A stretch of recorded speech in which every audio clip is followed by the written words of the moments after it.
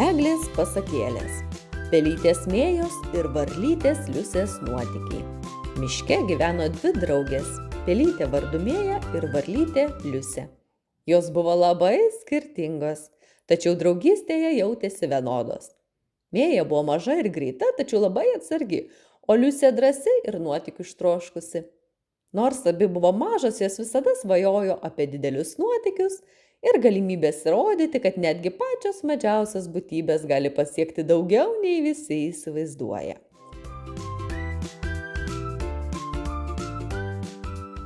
Vieną šiltą rytą, kai saulė jau pradėjo šildyti mišką, Mėja ir Liusė išgirdo pasakojimą iš senosios pelės. Ji kalbėjo apie paslaptingą miško dalį, kuri buvo pilna didelių ir baisių pavojų – nežinios mišką. Pasak legendos, čia gyveno keisti ir nepažinti gyvūnai, tyvuliavo paslaptingi ežerai, kuriuose įstrigę paslaptingi turtai. Tačiau niekas neturėjo drąsos žengti į mišką, nes manoma, kad tai buvo užkeiktas miškas ir pilnas pavojų. Kodėl niekas nenori eiti į mišką? Paklausė Mėja. Dėl to, kad jis pilnas nesuprantamų pavojų. Tik didelis ir stiprus gyvūnai gali jame išgyventi, atsakė senoji pelė, šiek tiek susirūpinusi. Liusė išgirdusi šias kalbas šyptelėjo. Ji buvo įsitikinus, kad jeigu jos su Mėja eis kartu, jos sugebės įveikti bet kokius pavojus. Mes su Mėja galime. Kiekvienas mažas žingsnis yra žingsnis link nuotykių. Ir mes turime tiek drąsos, kiek reikia, kad įveiktume visus iššūkius, tarė Liusė. Taigi abi draugės nusprendė keliauti į nežinios mišką. Pirmasis pavojus laukė netrukus, kai jos pasiekė tankiai ir niūrią miško dalį. Prieš jas išniro didžiulis kalnas, kuris atrodo visiškai neįveikiamas. Jis buvo toks didelis, kad Mėja ir Liusė nebegalėjo matyti kelio toliau. Ką darysime? Tai per didelis iššūkis, nerimavo Mėja. Bet Liusė nesustodama pažvelgė didžiulį kalną ir sako: maži žingsniai veda prie didžių pergalių. Mes turime nukeliauti iki kalno viršaus, kad pamatytume, kas už jo paslėpta. Ir nors Mėja buvo labai atsargi, ji pasitikėjo Liusės drąsa ir sekė ją. Po nesuskaičiuojamo kiekio sunkiai įveiktų šuolių ir žingsnių, abi pasiekė kitą pusę. Patekusios į kitą kalno pusę, jos susidūrė su paslaptingu įtartinu garsu, kurį skleidė senas milžiniškas driežas. Jis stovėjo priešais jas ir žiūrėjo į jas su savo aštriu žvilgsniu. Keliaukit atgal, iš kur atėjot, aš jūsų nepraleisiu, sumurmėjo driežas. Bet Mėja ir Liusė nepasimetė. Jos susižvalgydamos tarė: mes nebijome tavęs. Mes keliaujame, nes tikime savo jėgomis ir savo draugystę. Tu nesi mūsų kliūtis. Mes pasieksime savo tikslą. Driežas nustebo, nes niekada nematė tokių drąsių mažų gyvūnų.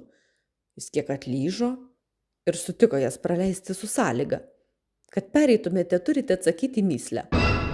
Kas yra stipresnis už stipriausią galingąjį drakoną? Mėja ir Liusė susižvalgė. Abi žinojo, kad ši mįslė nėra paprasta. Jos stovėjo ramiai, iš lėto apmąstydamos klausimą, tačiau atsakymą niekaip negalėjo surasti.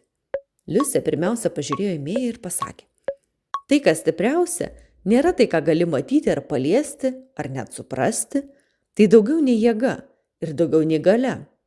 Žiūrėk, Mėja, kiekvieną kartą, kai mes susitinkame su kliūtimi, tai, kas padeda mums pereiti, nėra vien tik mūsų kūno stiprumas.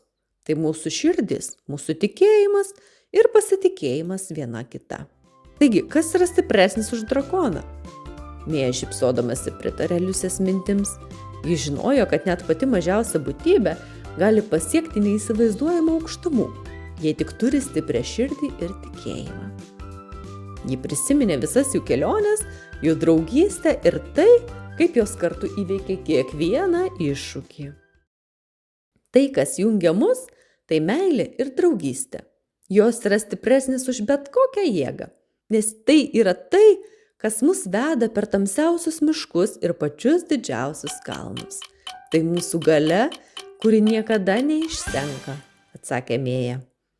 Driežas nustebo. Jis niekada nebuvo susidūręs su tokiu atsakymu ir jam tai buvo netikėta. Jis ilgai tylėjo, gilindamasis į jų žodžius, ir galiausiai nusišypsojo.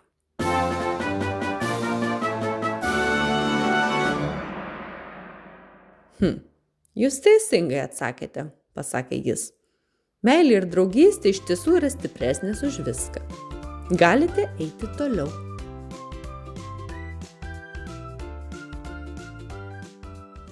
Galiausiai, pasiekusios miško širdį, Mėja ir Liusė atrado nieko ypatingo.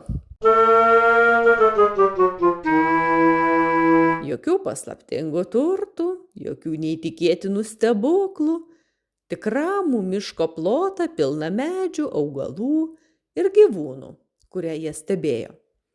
Ir tada Mėja suprato. Galbūt mes niekada neieškojome turtų. Gal mūsų nuotykis buvo pati kelionė.